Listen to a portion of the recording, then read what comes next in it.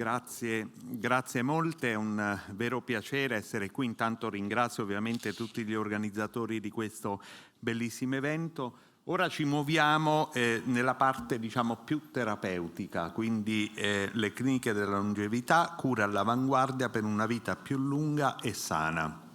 Ovviamente parleremo di tanti bellissimi aspetti e quindi la longevità di precisione, misurare, conoscere, intervenire, il monitoraggio continuo del glucosio, quanto è importante ovviamente poi fare prevenzione proprio per aumentare la longevità, e alla fine parlerò del ruolo del microbiota nella sindrome metabolica. Voi sapete che la sindrome metabolica di fatto è la madre di tutte le malattie cardiovascolari e neoplastiche. Quindi se vogliamo veramente andare incontro alla longevità dobbiamo combattere la sindrome metabolica.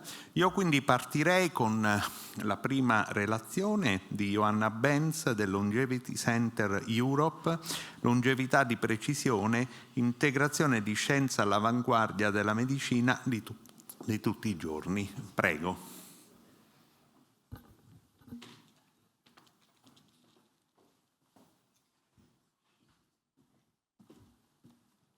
Thank you. Good morning.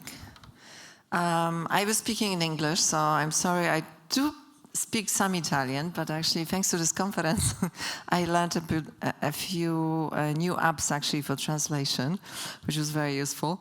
So my presentation today would be really about precision longevity, but mainly about really how to implement everything that we have learned, and I'm sure you have learned all of this week, in terms of science into practice. For the last 6 years, I am the founder and CEO of 2 clinics. One of them is based in Warsaw, another one is in Switzerland. And also I'm the president of the International Institute of Longevity. And it's an organization bringing together longevity clinics to progress the field of longevity globally. First of all, what is longevity medicine?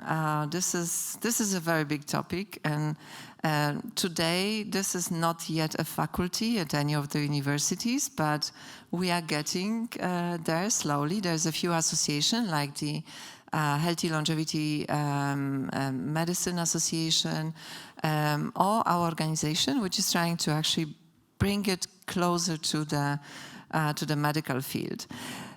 What we call longevity medicine is really preventive, personalized. It's really P4 medicine with the use of new available biomarkers that are coming from the field of science, in terms of aging science and longevity science. Longevity medicine is really focusing on healthcare rather than sick care.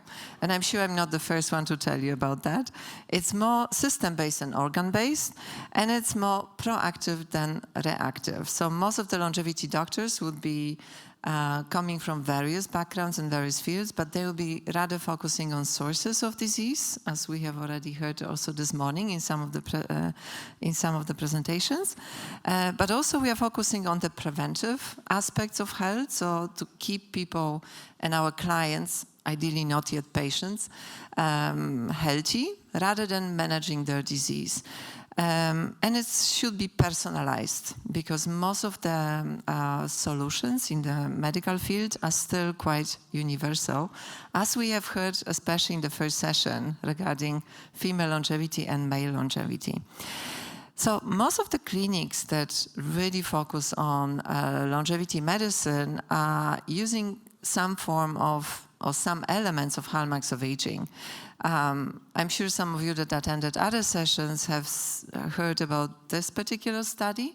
And there was 2 studies, one in 2012 and another one last year, that it's defining various hallmarks of aging that are very useful also for medical doctors to be able to bring together the medical tests that we are doing with really tests that are coming from the field of longevity and age science.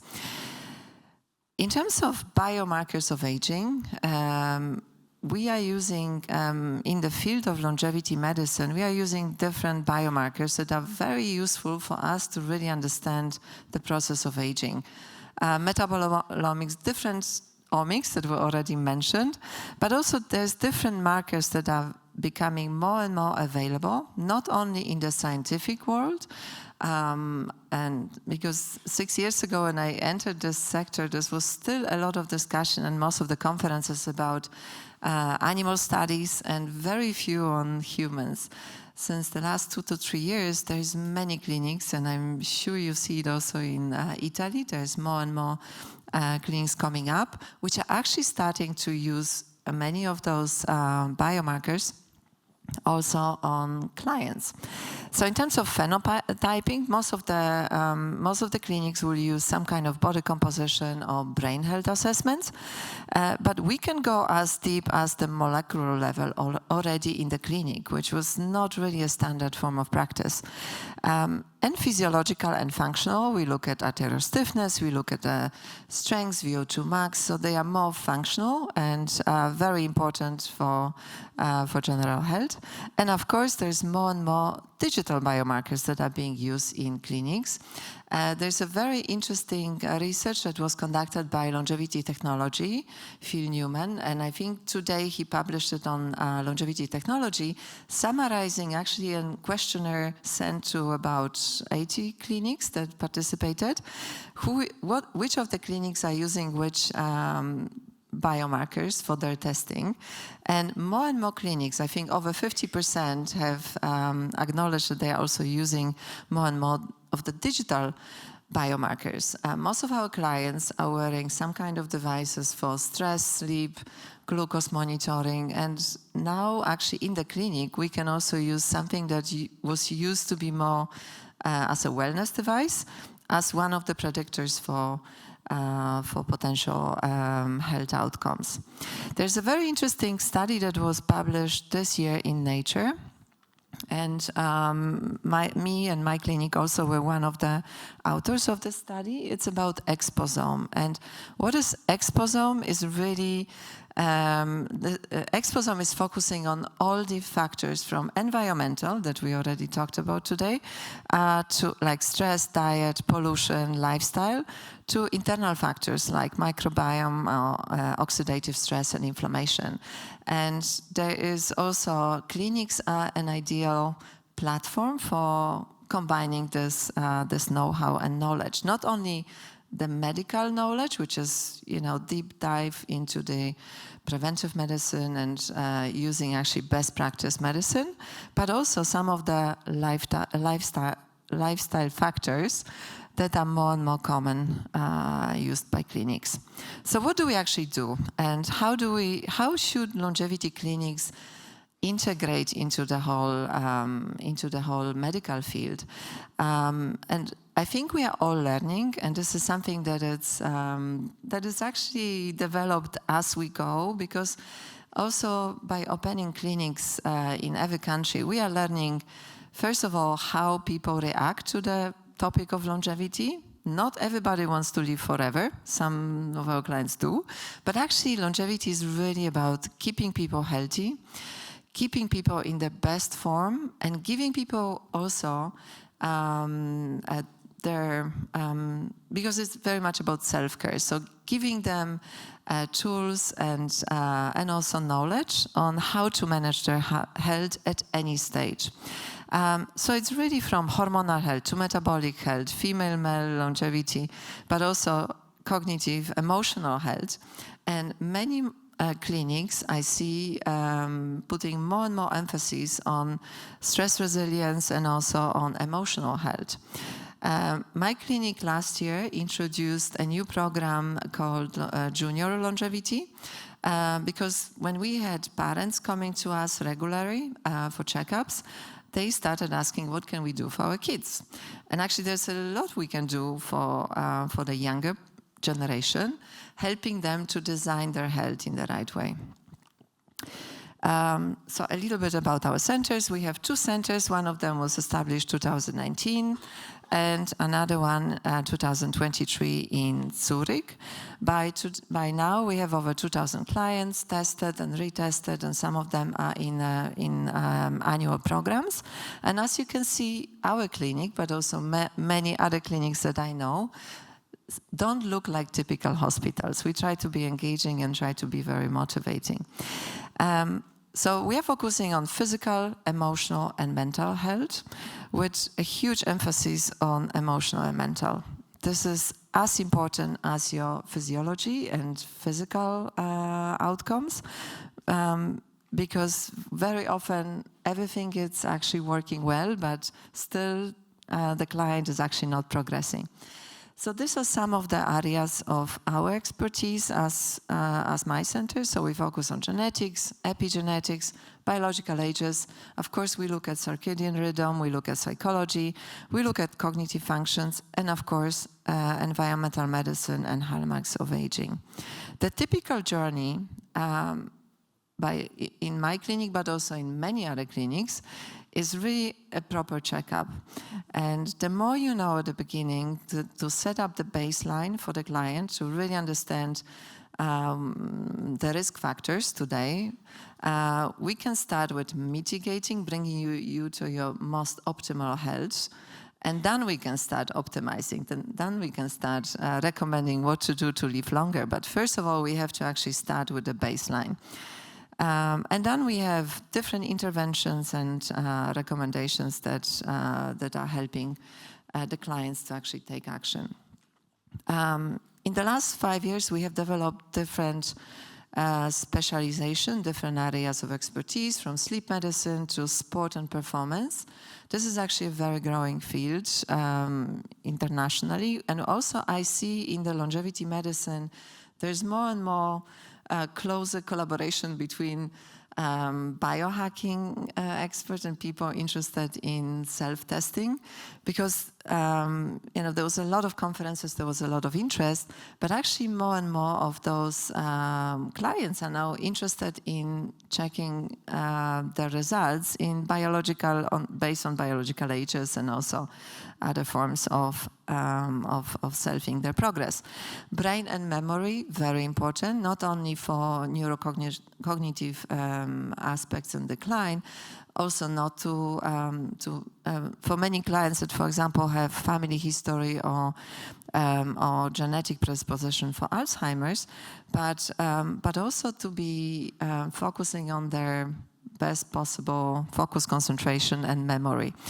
Immune and autoimmune, and also oncology, metabolic, and mental resilience lab.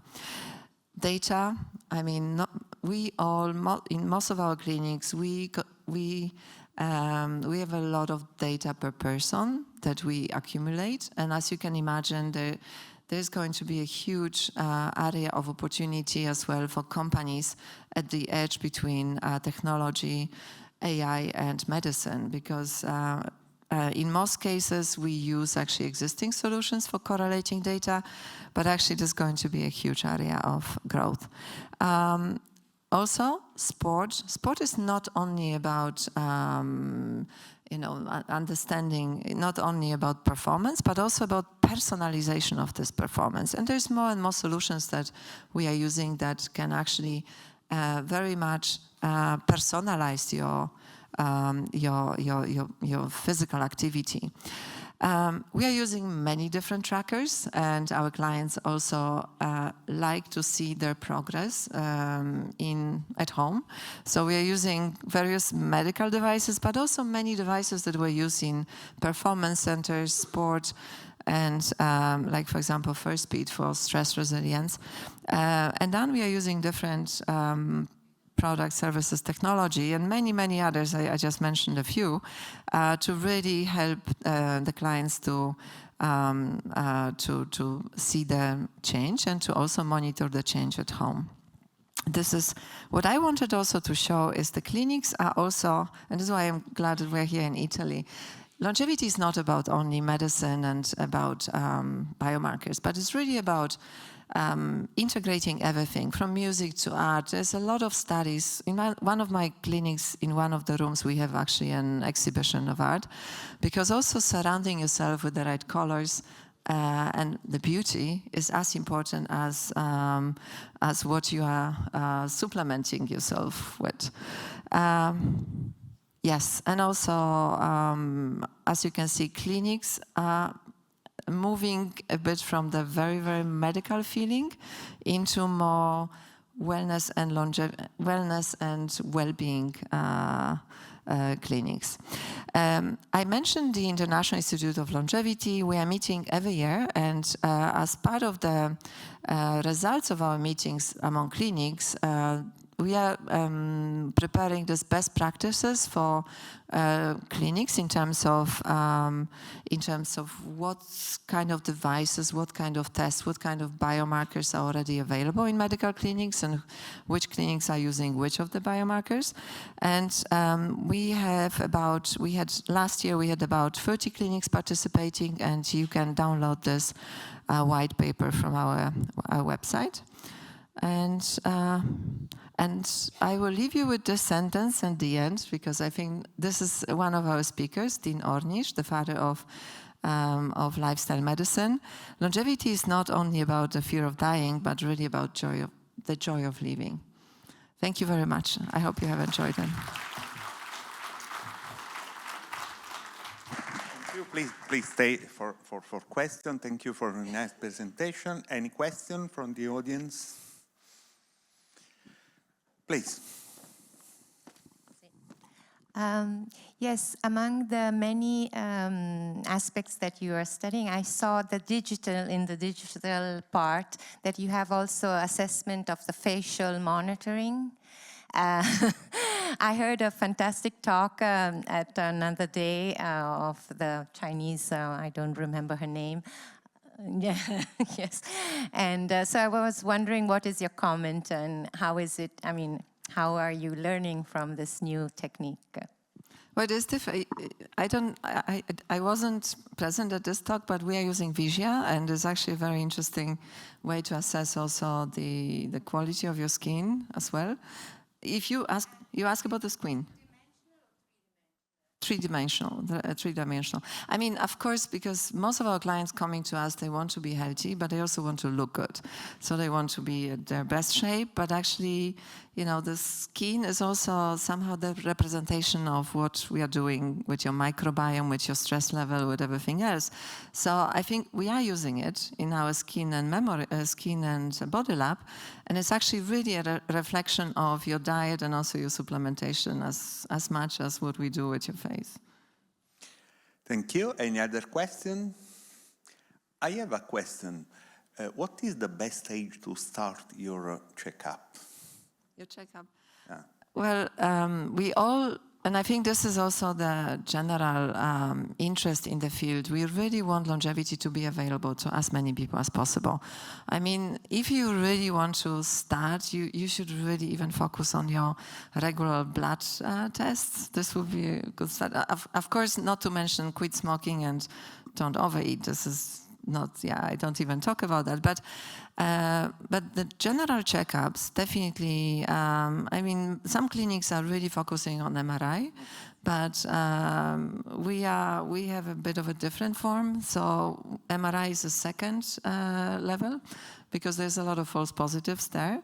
But really start with your hormones, with your very wide panel of diagnostics from your blood. I think this is already a good starting point, because to my surprise, even in business people, very few people actually take care of themselves regularly. Okay, thank you. So, thank you.